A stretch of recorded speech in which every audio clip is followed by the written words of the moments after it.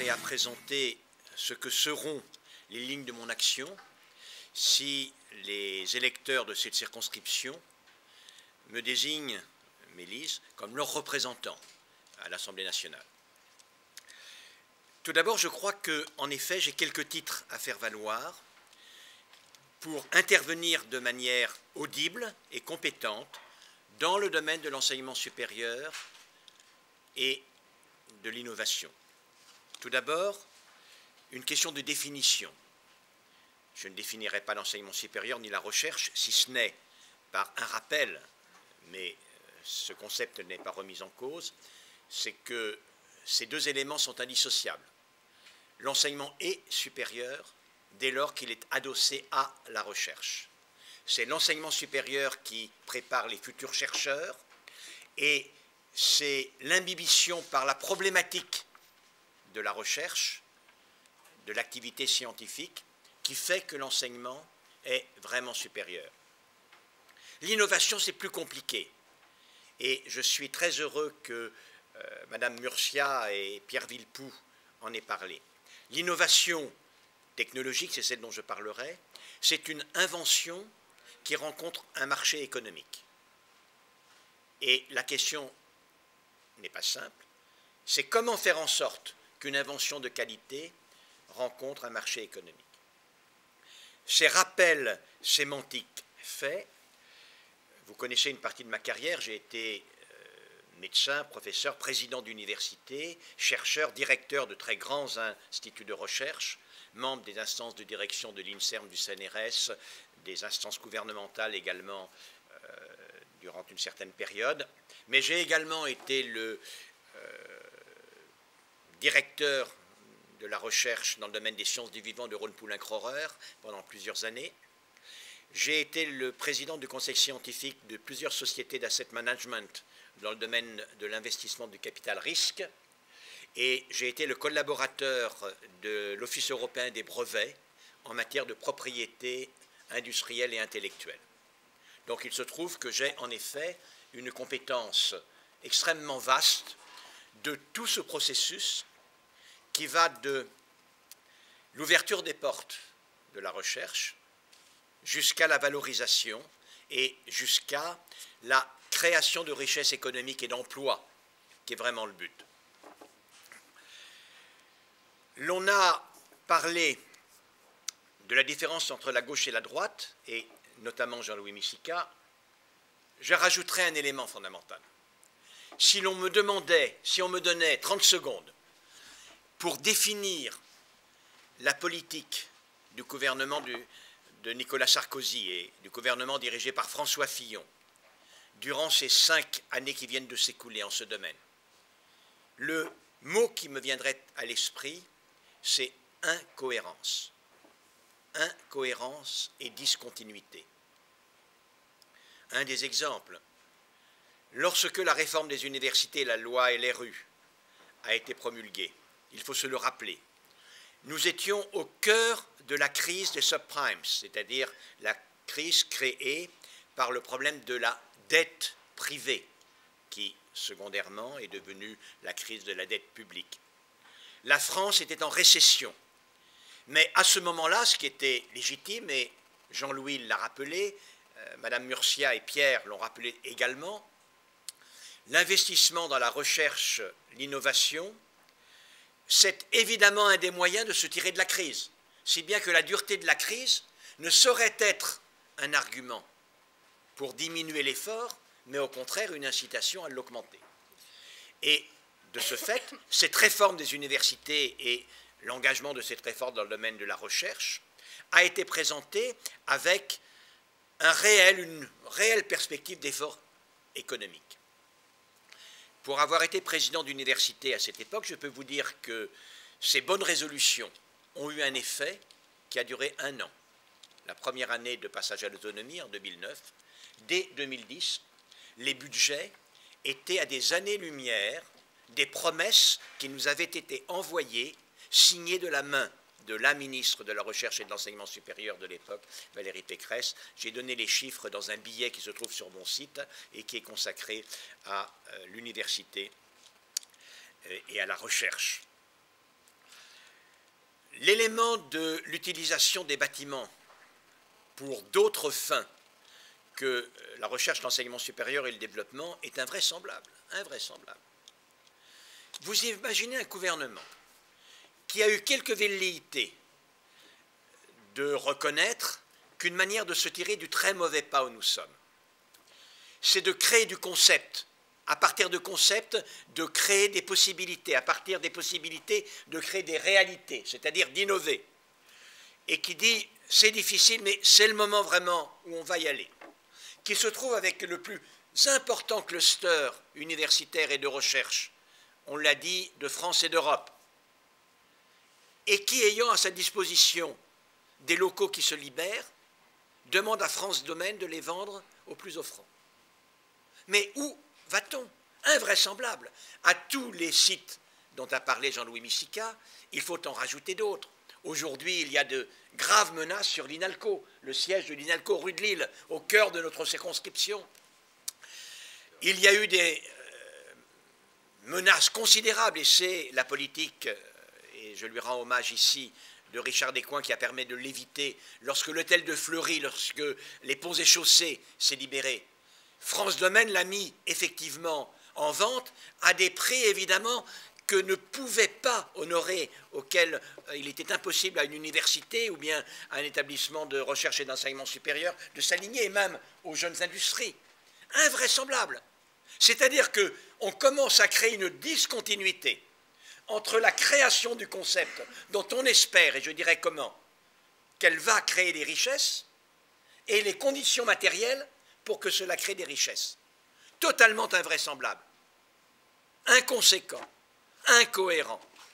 Un élément d'incohérence supplémentaire, c'est que je vous demande un peu de lire l'empilement invraisemblable des structures qui se sont ajoutées les unes après les autres au cours de ces 5 dernières années. Certaines des velléités étaient, ma foi, bonnes, et j'en ai soutenu certaines.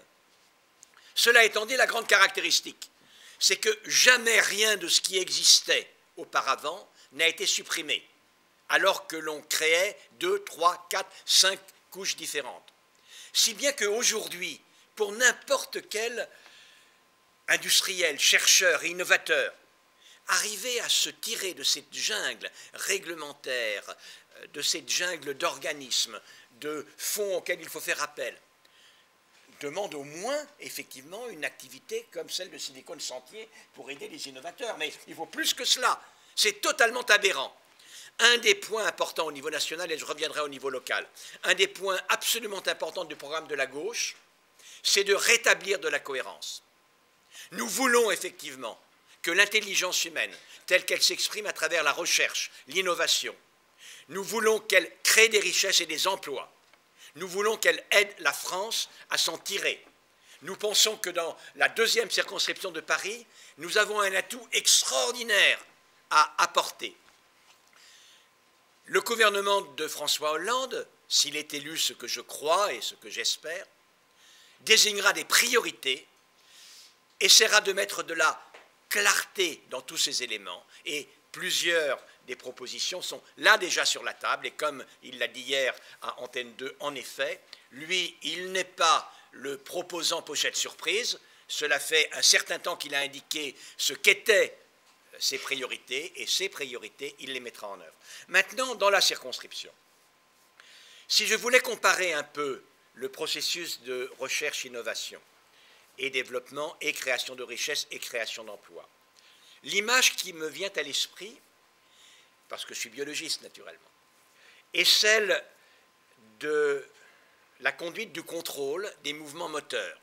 Il y a donc un cerveau où des intentions naissent, puis il y a une transmission d'une information à la moelle épinière qui, ma foi, a peu d'autonomie, qui, par l'intermédiaire des nerfs moteurs, la corne antérieure de la moelle, envoie à travers différentes phases et différents intermédiaires un ordre aux muscles qui vont réaliser le travail. La recherche fondamentale est le domaine du cerveau, et les richesses et les emplois que nous voulons créer, c'est au niveau des muscles. Il y a à ce niveau 2 éléments, et les 2 éléments sont fondamentaux. Et c'est ça qu'il faut travailler dans la deuxième circonscription de Paris. Il y a ce qui assure la continuité, mais la continuité a la caractéristique du système nerveux, c'est d'être discontinu. La continuité neuronale, comme chacun le sait, est discontinue, puisque entre deux étapes, il y a une solution de discontinuité qu'on appelle une synapse. Et s'il n'y a pas, indépendamment de tout cela, un appareil synaptique pour essayer de transformer l'information et de la rendre efficace, rien ne se passe. La conception de la linéarité de la recherche fondamentale aux richesses créées est une conception qui est fausse. Bien évidemment, il n'y aura pas de richesse demain et après-demain s'il n'y a pas de recherche fondamentale. C'est un des éléments, ce n'est pas le seul. Il faut également que l'on focalise sur tout ce qui permet de transmettre cette énergie à travers cette solution de discontinuité synaptique. Et ça, c'est le rôle vraiment de la focalisation sur l'innovation. Ça veut dire que dans la politique que je défendrai à l'Assemblée nationale, si je suis élu, il y aura tout d'abord un effort considérable pour essayer de faire en sorte que le meilleur de l'intelligence créative des chercheurs, des professeurs, du public en particulier, puisse beaucoup mieux que par le passé profiter à tous les innovateurs à quelque niveau qu'ils se situent. Et ça, le crédit impôt recherche est un moyen qui est très sous-utilisé. Le crédit impôt recherche, c'est invraisemblable tout de même. Dans un livre de controverse avec la ministre, c'est un sujet sur lequel nous sommes très fort empoignés. Et j'en suis arrivé à la mettre au défi. Madame la ministre, est-ce que vous me promettez que les résultats du crédit impôt recherche seront évalués en fonction de ce pourquoi le crédit impôt recherche est fait, c'est-à-dire l'augmentation de la recherche dans les entreprises par rapport à ce que cela eût été s'il n'y avait pas eu le CIR. Elle me l'a promis, elle ne le fera pas, bien entendu. Elle ne me le fera pas parce que, en fait, et tout le monde le sait, une partie importante du crédit impôt recherche est un moyen déguisé d'aider les entreprises, il faut les aider, en contournant les règles européennes, et il n'y a qu'une minorité en réalité du crédit impôt recherche qui est véritablement un mécanisme de stimulation de la recherche et de l'innovation. Donc là, il y a une action essentielle proposée par François Hollande et que je soutiendrai avec ma connaissance réellement du milieu. Et j'y ajouterai un point. Il faut que, en particulier au niveau des entreprises, des jeunes entreprises innovantes, des petites et moyennes entreprises innovantes et des grosses entreprises, il faut que, surtout pour les entreprises de plus de 500, c'est une proposition que je fais, que je mets sur la table, que pour les entreprises de plus de 500 employés, le crédit impôt recherche soit assorti d'une obligation d'embaucher des docteurs de l'université ou des ingénieurs des grandes écoles ou des docteurs des grandes écoles, des docteurs de l'université, de telle sorte que cette fécondation du tissu économique soit facilitée. Quand on regarde ces dernières années, il n'y a pas eu beaucoup d'amélioration de l'emploi des docteurs par l'industrie. Les industriels continuent à préférer de loin l'ingénieur non-docteur parce qu'il coûte moins cher. Et puis en plus, comme ils sortent tous de ces écoles, ils connaissent. Donc il y a un mouvement naturel pour suivre un peu cela. Un autre élément qui est tout à fait fondamental, c'est il y a un risque, ce que les Américains appellent la vallée de la mort. Il y a un risque tout à fait important de perte de potentialité d'innovation entre une invention et vraiment l'innovation. C'est ce qu'on appelle cette vallée de la mort, où c'est très compliqué. C'est très compliqué, Madame Murcia ou Pierre Villepoul l'ont dit, parce que la grande caractéristique du capital risque aujourd'hui, c'est qu'il a cessé de prendre des risques.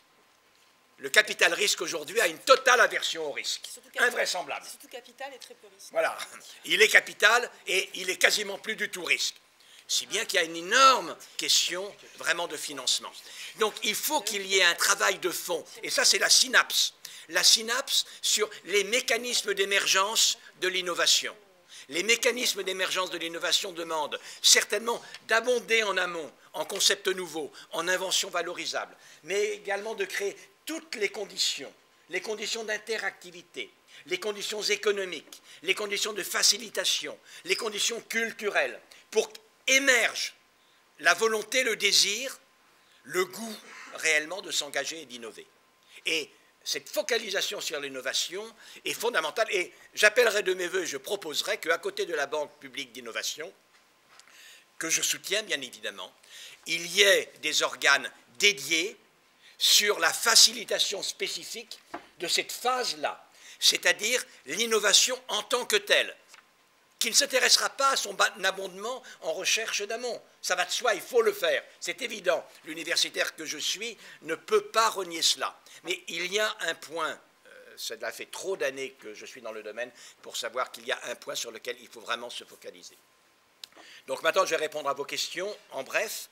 Donc, pour conclure, vous avez compris que une des raisons qui m'ont amené à accepter la proposition de Bertrand Delanoë de me présenter dans cette circonscription extraordinaire, elle est magnifique, elle est inouïe quand on y réfléchit, c'est que, c'est pas tellement d'ailleurs me pousser du col, ça serait manquer d'humilité, je ne prétends pas que je sois d'une humilité remarquable, mais enfin, pas jusqu'à ce point-là.